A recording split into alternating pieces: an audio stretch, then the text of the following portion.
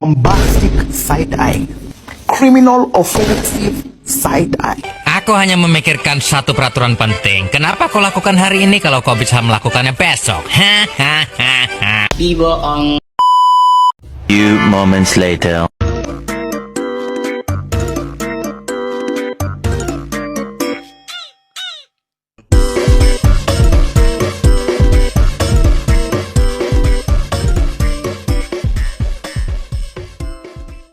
Ya baik, assalamualaikum warahmatullahi wabarakatuh. Saya atas nama Nur Hikmah dengan NIM 2021310209 ingin memaparkan materi AIK selama 1 semester, yakni yang pertama itu wawasan dan ilmu pengetahuan.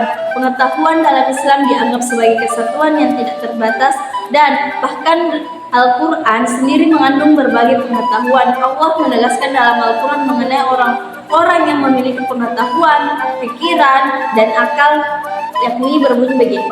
Dan dia menentukan malam dan siang, matahari dan bulan untukmu, dan bintang-bintang itu ditentukan untukmu dengan perintahnya. Sungguhnya pada yang demikian itu benar-benar ada tanda-tanda kekuasaan Allah bagi kaum yang memahaminya. Quran Surah An-Nahl ayat 12.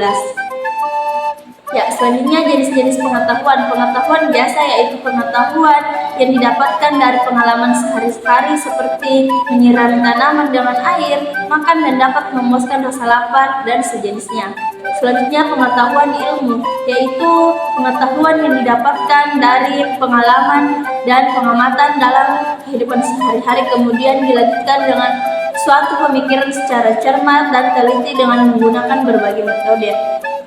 Selanjutnya pengetahuan filsafat adalah pengetahuan yang kita dapat dari dunia pendidikan. Selanjutnya kita akan merefleksi dan mengkritisi sesuatu hal.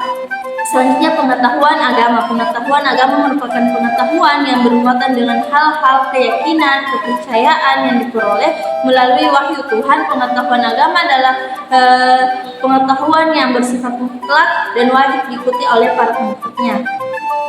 Kepribadian seseorang ilmuwan muslim. Kepribadian adalah dinamika organisasi psikofisik fungsional manusia menjelma dalam pola-pola tingkah laku spesifik dalam menghadapi medan hidupnya.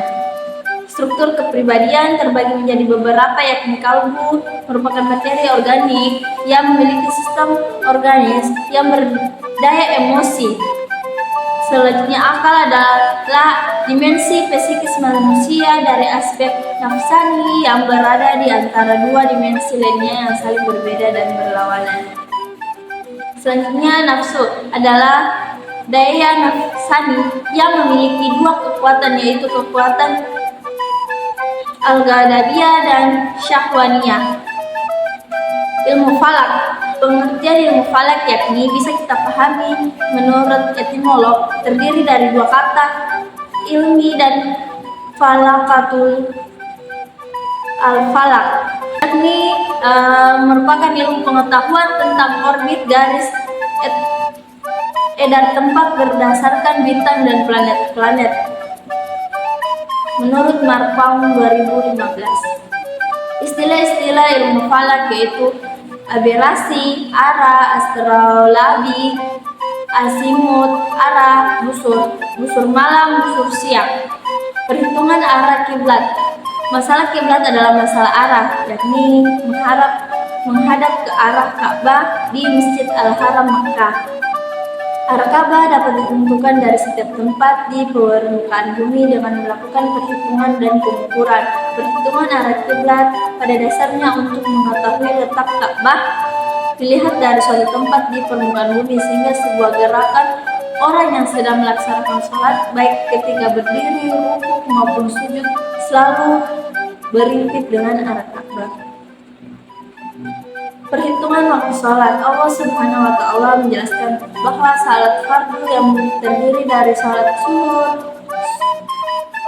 zuhur, asar, maghrib, isya dan ditentukan waktu permukaan dan akhirnya dengan ungkapan kata kitaban muqatta. Maksudnya masing-masing salat fardu mempunyai rentan lama waktu yang berbeda. Perhitungan awal bulan Qamariyah. Kata kamar berasal dari bahasa Arab artinya bulan, dan kata kamar Qamar bila dikaitkan dengan umur dari dalam 1 bulan disebut bulan Qamariah. Menurut Kamus Besar Bahasa Indonesia, bulan adalah benda langit yang mengitari bumi bersinar pada malam hari karena pantulan sinar matahari dalam jangka waktu berputar mengikuti bumi dari kelihatan sampai hilang selama 29 hari atau 30 hari. Pedoman hidup Islami warga Muhammadiyah. Pedoman hidup Islami warga Muhammadiyah merupakan pedoman atau acuan bagi perilaku dan tindakan warga Muhammadiyah dalam kehidupan sehari-hari berdasarkan nilai-nilai dan norma-norma Islam.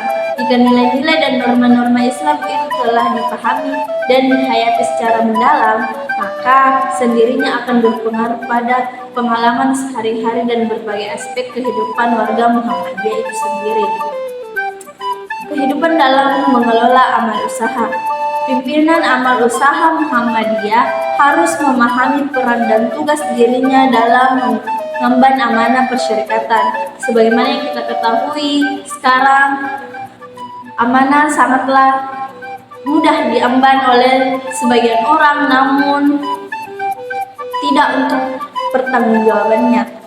Kemudian kehidupan dalam politik, berpolitik dalam dan demi kepentingan umat dan bangsa sebagai wujud ibadah kepada Allah dan serta ihsan kepada sesama, dan jangan mengorbankan kepentingan yang luar biasa yang lebih luas dan utama itu demi kepentingan diri sendiri dan kelompok yang sempit, dan tidak berpihak pada satu pihak dan membeda-bedakan sesama. Sekian ringkasan materi dari saya. Wassalamualaikum warahmatullahi wabarakatuh.